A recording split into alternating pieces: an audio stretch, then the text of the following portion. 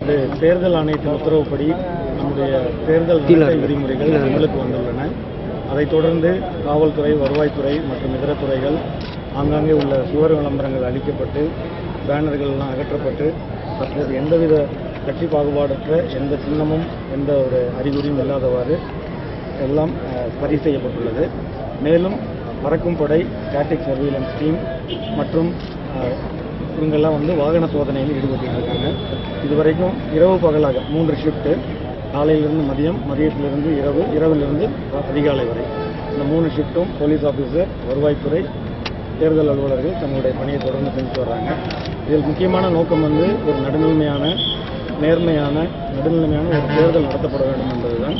வாக்காளர்களுக்கு எந்த விதமான ஈர்ப்போ அல்லது அச்சுறுத்தலோ இருக்கக்கூடாது என்பதும் ஒரு முக்கியமான சாராம்சமாகும்.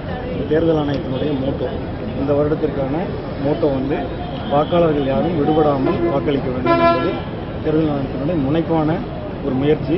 அதைத் தொடர்ந்து பல்வேறு பிரச்சார அரசு சார்பாக, தேர்தல் ஆணையம் சார்பாக மக்களுக்கு விழிப்புணர்வு ஏற்படுத்துகிற வகையில் ஓட்டு போடும் இயந்திரம் எப்படி செயல்படுதுன்ற விவரங்கள் கொடுத்துருக்குங்க.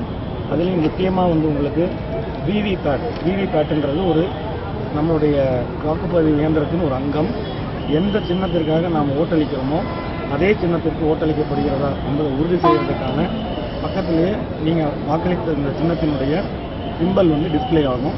அவங்களே வாக்களிக்கக்கூடிய வாக்காளரே எந்த சின்னத்திற்காக போடுறாங்க ஓட்டு என்பதை உறுதிப்படுத்தப்படும். இதையும் தாண்டி தேர்தல் ஆணையம் அந்த சீட்டுகளை எண்ணி வாக்குப்பதிவுகள் எண்ணிக்கையும் சராசரியாக இருக்கிறதா அப்படின்றத நேர்வு செய்வதற்கான ஒரு முயற்சியாகவும் இருக்குது. இது மக்களுக்கு தெரிய வேண்டும்ன்றதுக்காக இன்றைக்கு பேருந்து நிலையத்தில் டெமான்ஸ்ட்ரேஷன் இருக்குது.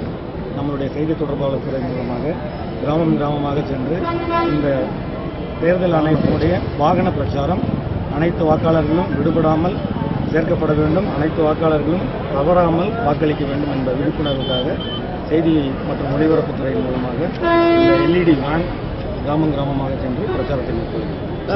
வகையான ஆவணங்கள், எந்த வகையான மதிப்புள்ள பணம் அதுக்கு அதிகமாக இருக்கும் பட்சத்தில் தான் நம்ம பறிமுதல் செய்யப்படும்.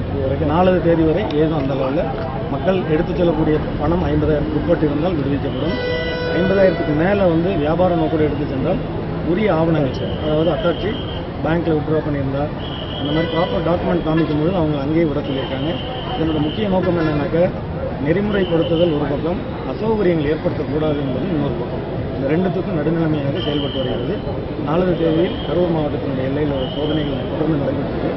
இரவு பகல அவங்க சோதனை செய்வதை எஸ்பி ஆஃபீஸ்க்கும், டிஓ, எலெக்டர்ஸ்க்கும், டிஆர்ஓ மற்றும் ஏஆர்ஓ அந்தந்த சட்டமன்ற தொகுதியில் இருக்கக்கூடிய தேர்தல் நடத்தும் அலுவலருக்கும் ஃபோட்டோ அனுப்பிட்டு நாங்கள் வாட்ஸ்அப் குரூப்பில் போட்டு நைட்டு 1 மணி, 2 மணி, 3 மணி செக்கிங் எடுக்கும்போது செக்கிங் எடுத்து முடிச்சோன்னு ஒரு ஃபோட்டோகிராஃப் எடுத்து அனுப்புகிறாங்க.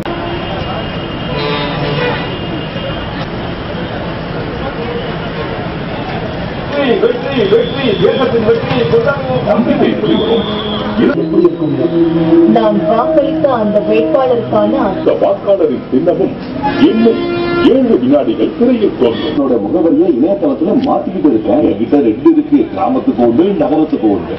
நம்பிக்கை எப்படி வரும்? நம்ம பேரை நீக்கிறதும் இவனோட கடமை தானே. இறந்தவர்களின்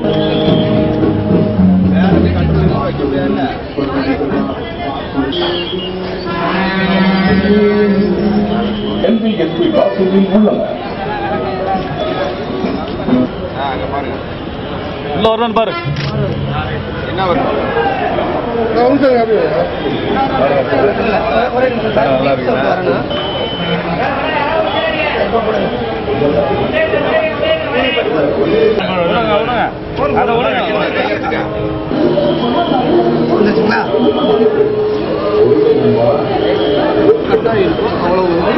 ஓட்டு ரெக்கார்டு கவுண்டிங் அப்போ இதை எடுத்து கிராஸ் செக் பண்ணிடுவோம்.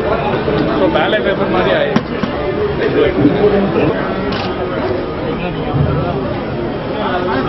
அடுத்தாள் அடே சார்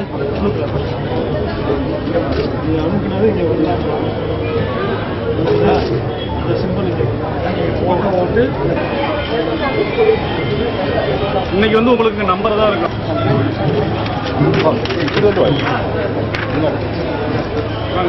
வாங்க.